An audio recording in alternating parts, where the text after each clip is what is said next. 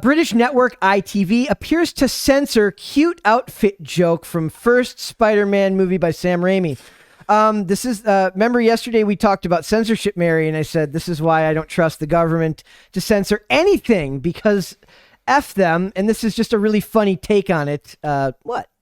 No? Censoring the you don't have to trust tepid. the agencies who are censoring things. I'm just saying you could come up with worse reasons to ban something than LGBT. Than decency. There are worse reasons you could come up with, right? Okay.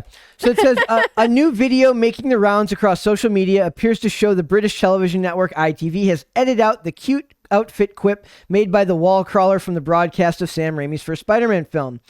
In the original version of the scene, as seen in both the original and home video releases of the movie, the famed quip in question can be heard uttered by a young Peter Parker to professional wrestler Bonesaw, who was portrayed by the Macho Man Randy Savage, by the way, during their famous cinematic cage match fight. Bewildered by his opponent's physics-defying wall cling, a confused Bonesaw loudly questions, "What are you doing up there?" To which Peter replies, "Staying away from you."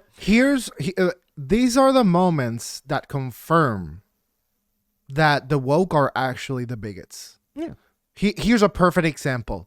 So here's Peter Parker. He's on top of the cage. Macho Man Randy Savage, not a feminine looking person. Am I right? Or like any consensus on this one? Does he look like a woman? Not effeminate. No. Okay. Got it. So the joke is this macho guy is getting his ass kicked by a scrawny looking dude. And the juxtaposition is like, hey, your silly little wrestling outfit is cute. Nothing at all to do with sexuality or communities that identify themselves with sexuality, if you know what I mean. It comes in here. It does. No, because the line says, How? He says, "That's a cute outfit. Did your husband give it to you?" Oh, that's pretty funny. And it's the most tame Spider-Man-esque tepid line. In 2002. In 2002, that would have been the tamest of the tame jokes you could possibly make. Even today, My favorite here is like one person says another. So it says they go about like all the criticisms people have for this. They say numerous people agreed with the edit, with one writing, "When the punchline is gay marriage, it's not really a good punchline. That does not mean that it should be edited. It just means that it's a bad joke, in my opinion." Another said, "I'm glad they changed it, but they could have at least changed the line to 'Did your mom pick it out for you?'" Well, what if he doesn't have a mom? Well, that's sexist then. No, because that's sexist. Then you're implying that this is a woman's role to pick the outfit. I think this is rather progressive. He was like, "Oh, I'm just assuming you may potentially be gay married and your husband, got a dress for you." So like, what does everything have to be always given the most negative? What did they edit it to? They didn't. They just took the line out. Great. Well, he just says nothing? He just says nothing. That's so awkward. They just stare at each other. His dad can't pick out his outfit for him, so this guy's wrong too, as far as I'm concerned. He says, however, others felt the network missed the point, claiming the intention of Peter's joke was to roast Bonesaw's toxic masculinity. Maybe, right? Well, my guess is that if you're a professional wrestler, a little bit of toxic masculinity is required. I'm just saying. By the way, I have a deep soft spot for professional wrestling still to this day, even though I don't have the heart to watch it anymore. Triple H. He had the greatest. He had to retire. He was gonna die. He had a defibrillator. He should have. Or he had to have like a pacemaker put in. It's a bummer. Says everyone can't seem to understand that Spider-Man says this because Bonesaw is very clearly a big burly macho man, alpha male kind of guy. Said one. Another wrote, if anything, the wrestler's reaction is the homophobic part because everything in the world is homophobic. Everything. So it says Maguire made a cameo in the Multiverse of Madness, and they just talk about. So is this really something where, like, think of every movie you've ever seen, right? There is going to be at least one joke, most likely, that will offend someone. We made a perfect example of that here. It's like, you can change anything around and make it offensive to someone. Right. So what do you do from that? Are we going to be just like, should we all be getting on the ground floor of jobs as movie censors because we're going to be employable forever? How about taking on the chin and move on? Yeah. Like, what is wrong with just taking a joke that you find off color, just saying, I didn't find it funny, and just moving on? Like, 35% of the jokes made here are at my expense, and I find them delightful. What is your favorite joke made against you? I that think you feel comfortable sharing. On I air? think bullying is a classic one. Oh my. Okay. Yeah.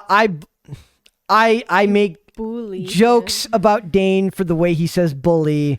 But in all fairness, I'm from Minnesota, so people make fun of stuff or say that I don't talk like a Minnesotan. So, but in general, like just accept it as a joke and kind of move on from there. Imagine, I think there's much to do about nothing on this. So it says speaking about the duo, screenwriter Eric Summers told the Hollywood Reporter that they had thoughts and that it was really interesting and helpful seeing them to see their thoughts. No one knows the character as well or gives as much to the character as someone who has to then embody it and sell it. It definitely shaped what we did. Chris McKenna, another screenwriter, said there's a crucial moral movement that they help him. They're talking about Tom Holland was helped by the two other Spider-Men in that movie. So it's like, this is very much like a Streisand effect where they're just drawing more attention to the line than there ever would have been in a million years. Nobody would have cared. Because of how tepid it is. Because like censoring it just makes more people listen to the uncensored version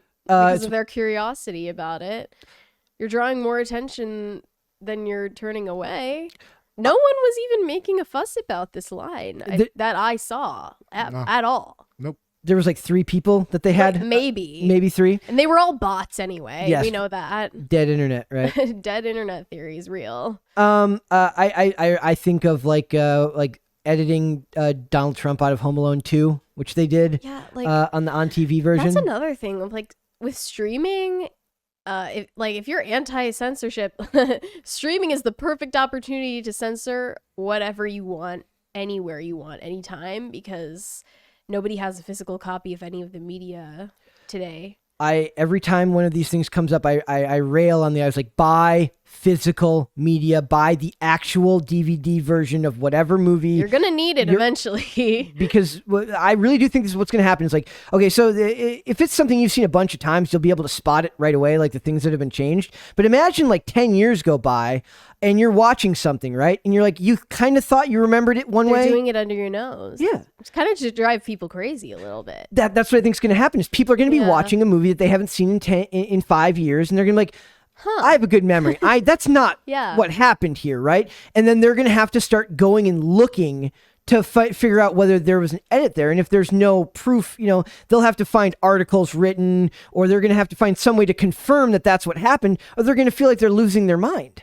Yeah. Like a possibility even is like changing the appearance of actors, just like we were talking about like Natalie Portman's CGI biceps. Dude, this is like I don't think they're CGI biceps. I mean even like, but it's a possibility. Yep. Like don't rule it out that, nothing is real. I think anymore. this is all just a testament about the vibes changing. Like I tell you, they gotta go back to 2002 and get just to get their fix, they need to go back to 2002 Spider-Man and get rid of a tepid line.